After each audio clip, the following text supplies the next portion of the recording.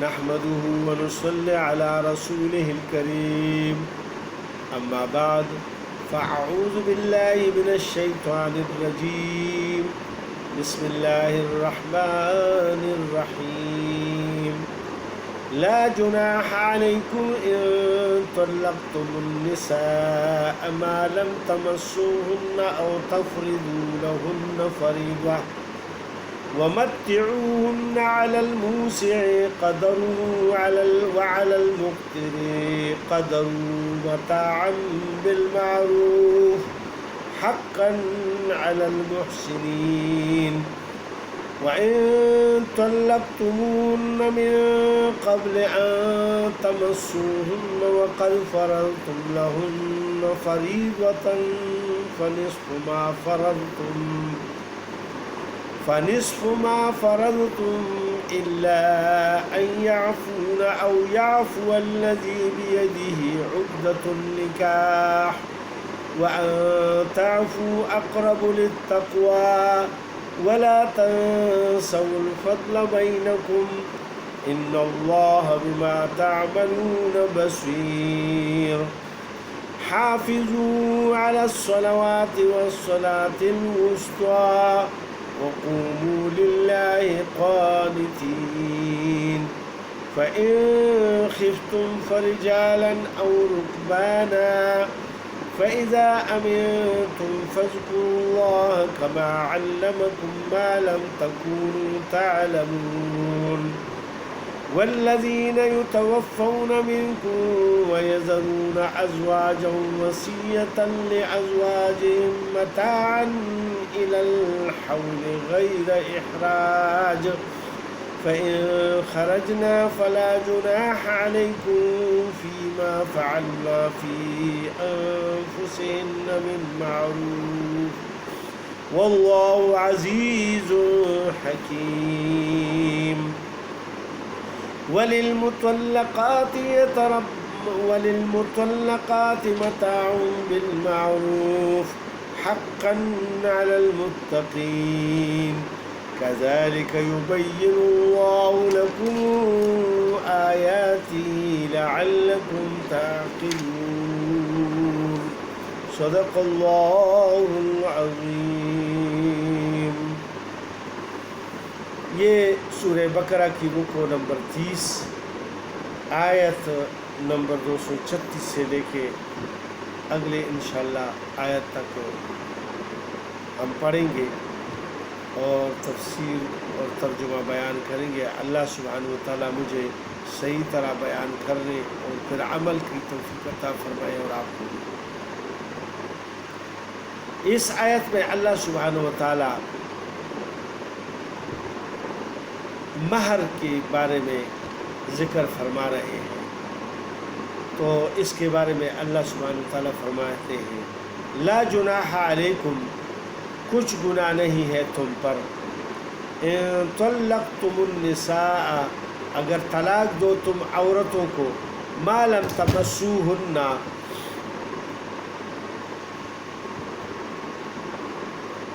اس وقت کہ ان کو ہاتھ بھی نہ لگایا ہو او تفردوا لہن فریضہ اور نہ مقرر کیا ہو ان کے لیے کچھ مہر ومتعوہن اور ان کو کچھ خرچ دو علی الموسع قدرہ مقدور والے پر اس کے موافق ہے وعلی المقتر قدرہ اور تنگی والے پر اس کے موافق ہے متاعا بالمعروف جو خرچ کے قاعدہ کے موافق ہے حقا علی المحسنین لازم ہے نیکی کرنے والوں پر. اس میں اللہ پاک فرماتے ہیں اگر نکاح کے وقت مہر کا ذکر نہ آیا اور بلا مہر ہی نکاح کر لیا تو بھی نکاح درست ہے. مہر بعد میں مقرر ہو رہے گا لیکن اس صورت میں اگر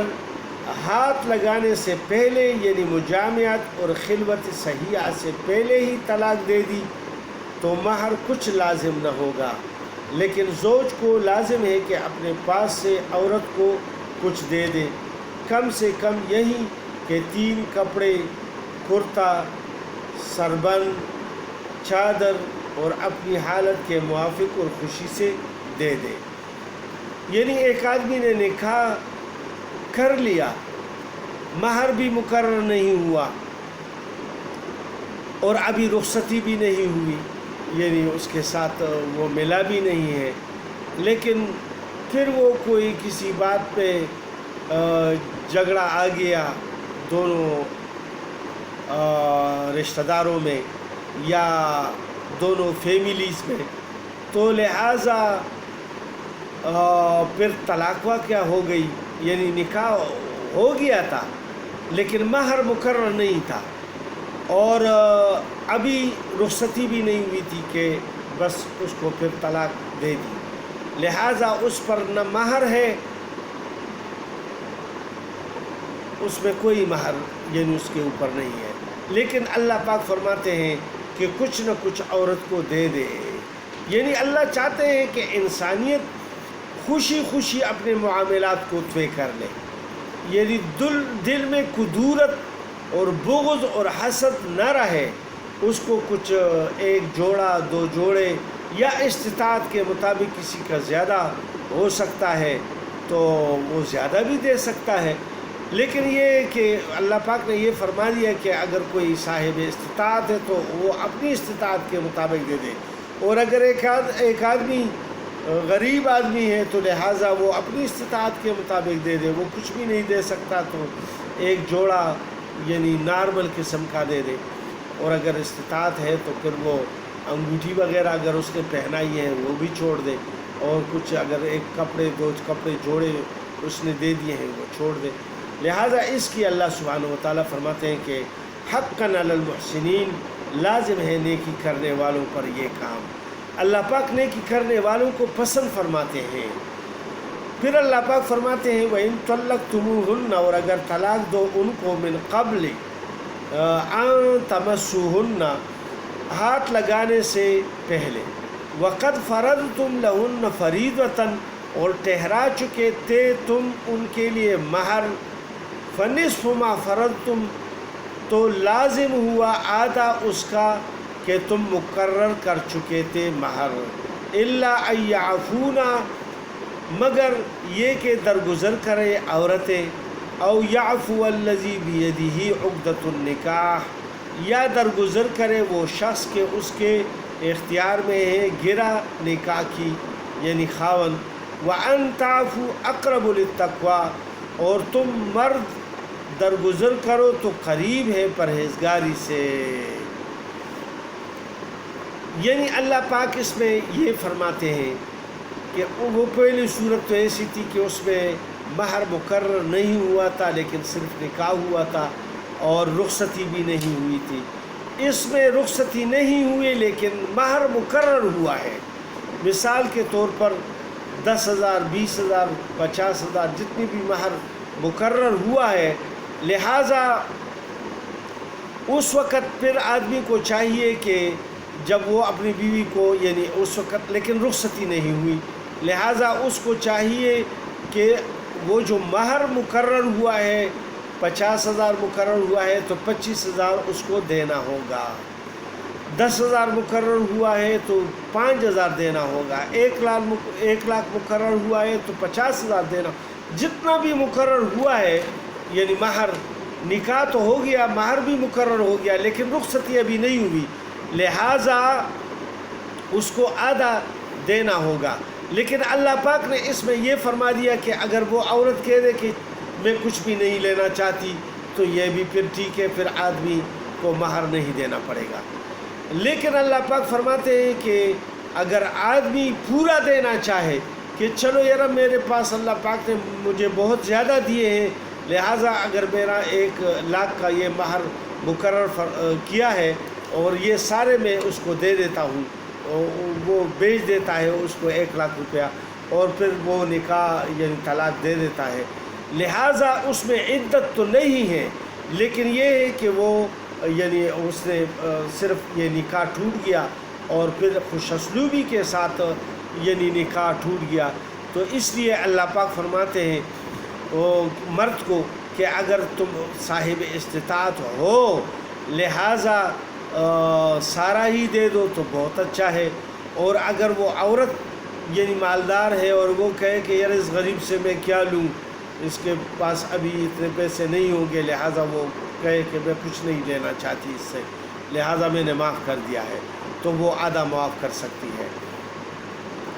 اللہ پاک پھر فرماتے ہیں آگے وَلَا تَنْسَوْا الْفَضْلَ، اور نہ بھلا دو احسان کرنا بینکم آپس میں۔ دیکھیں اللہ ہر بار یعنی یہ فرماتے ہیں کہ تم آپس میں اچھے طریقے سے رہو، اگر طلاق بھی واقعہ ہو گیا لیکن پھر بھی تم اپنے تعلقات کو خراب نہ کرو، حسد بغض کینہ ایک دوسرے کے لیے نہ رکھو،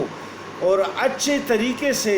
یعنی اس کام کو ختم کرو۔ اللہ سبحانہ و تعالیٰ جھگڑے اور فساد کو پسند نہیں فرماتے۔ ان اللہ بما تعملون بصیر، بے شک اللہ جو کچھ تم کرتے ہو خوب دیکھتا ہے۔ پھر اس کے بعد اللہ پاک فرماتے ہیں حافظوا علی الصلوات، خبردار رہو سب نمازوں سے، والصلاۃ الوسطیٰ، اور بیچ والی نماز سے، وقوموا للہ قانتین، اور کھڑے رہو اللہ کے سامنے ادب کے ساتھ۔ یعنی جب نمازوں کی حفاظت کرو، 5 وقت نماز ہے ان کی سب 5 کی حفاظت کرو، اور خاص طور پر عصر کی نماز کی حفاظت کرو۔ اس کے لیے کیوں تاکیدی لفظ استعمال فرمایا کہ یہ وقت بہت تھوڑا ہوتا ہے، بعض لوگ سو جاتے ہیں یہ وقت گزر جاتا ہے، بعض لوگ کاروبار میں اتنے مشغول ہو جاتے ہیں کہ وہ کہتے ہیں کہ شام یعنی سورج غروب ہو رہا ہے اور پھر اندھیرا ہو جائے گا، اور ادھر بجلی بھی نہیں ہے، بجلی کا کوئی انتظام بھی نہیں ہے، لہٰذا اندھیرا چھا جائے گا، لہٰذا وہ کوشش کرتا ہے کہ اپنے کاموں کو ختم کر دے جلدی جلدی، اور اسی میں اس کو یعنی سورج غروب ہو جاتا ہے اور نماز قضا ہو جاتی ہے، کیونکہ ٹائم بہت تھوڑا ہوتا ہے۔ لہٰذا اس لیے کوشش کرنی چاہیے کہ یعنی نماز کا وقت جو ہی ہو جاتا ہے تو پڑھ لیں۔ لہٰذا اللہ پاک فرماتے ہیں کہ اس وقت کا بہت زیادہ خیال کریں کیونکہ یہ بہت تھوڑا وقت ہوتا ہے۔ وقوموا للہ قانتین، اور اللہ کے سامنے ادب کے ساتھ کھڑے رہو، یعنی ہلتے جلتے اور کبھی اپنے آپ کو ادھر ادھر اس طرح کرتے رہو، ہلتے جلتے اس طرح نہیں، ادب کے ساتھ اللہ کے سامنے یعنی کھڑے رہو، اور توجہ کے ساتھ نماز پڑھو ادب کے ساتھ، اور اس میں بلا ضرورت یعنی اپنے آپ کو کبھی ادھر خارش ہو گیا، کبھی ادھر مکھی آ گئی اس طرح کر دیا، کبھی کوئی کپڑا ٹھیک کر دیا، دونوں ہاتھوں کو تو استعمال کرنے سے نماز ٹوٹ بعض اوقات ہو جاتی ہے اگر آپ دونوں ہاتھوں کو استعمال کرتے ہیں، عمل کثیر اس کو کہتے ہیں، لہٰذا اس سے بچنا چاہیے اور ادب کے ساتھ اللہ کے سامنے کھڑے ہو کر نماز پڑھنا چاہیے۔ پھر اللہ پاک فرماتے ہیں فَإِنْ خِفْتُمْ فَرِجَالًا أَوْ رُكْبَانًا، پھر اگر تم کو ڈر ہو کسی کا تو پیادہ پڑھ لو، اور رکبانہ یا سوار ہو کر۔ فَإِذَا أَمِنْتُمْ فَاذْكُرُوا اللَّهَ، پھر جس وقت تم امن پاؤ تو یاد کرو اللہ کو، كَمَا عَلَّمَكُمْ، جس طرح تم کو سکھایا ہے، مَا لَمْ تَكُونُوا تَعْلَمُونَ، جس کو تم نہ جانتے تھے۔ دیکھیں کتنا سخت حکم ہے نماز کے بارے میں۔ اللہ فرماتے ہیں کہ اگر تم میں کہیں خوف ہو یعنی چوروں ڈاکوؤں کا اور وہاں کھڑے نہیں ہو سکتے، لہٰذا اگر سواری میں سوار ہو یعنی گدے پر سوار ہو، گھوڑے پر سوار ہو، اونٹ پر سوار ہو، کار میں سوار ہو اور جنگل میں سے جا رہے ہو، وہاں ٹھہرنے کا یعنی اتنا موقع نہیں ہے، اور ڈاکوؤں کا یا کوئی جنگلی جانوروں کا خوف ہے، لہٰذا جاتے جاتے یعنی پڑھو تاکہ قضا نہ ہو جائے، یعنی وہ نماز کا وقت نکل نہ جائے اور قضا نہ ہو جائے، لہٰذا یعنی چلتے پھرتے پڑھو لیکن نماز پڑھو، اشارے سے پڑھو، لہٰذا اس کو یعنی دیکھیں کتنا سخت حکم ہے اللہ پاک کا کہ نماز کسی صورت میں بھی یعنی جائز نہیں کہ اس کو قضا کر دے۔ اور پھر اللہ پاک فرماتے ہیں کہ جس وقت تم امن پاؤ یعنی کسی صحیح جگہ پر پہنچ جاؤ تو پھر ادھر استقامت کے ساتھ اپنی نمازوں کو پڑھ لیا کرو۔ اللہ سبحانہ و تعالیٰ کو یاد کر لیا کرو ہر وقت کہ اللہ تمہارے دلوں کے بھید کو جانتا ہے۔ اور سواریوں پر جب آدمی یعنی سوار ہوتا ہے تو گھوڑے کا جو رخ ہے یا جس چیز پر سوار ہو اس کو قبلے کی طرف کر دو اور پھر آپ اس کو چلائیں۔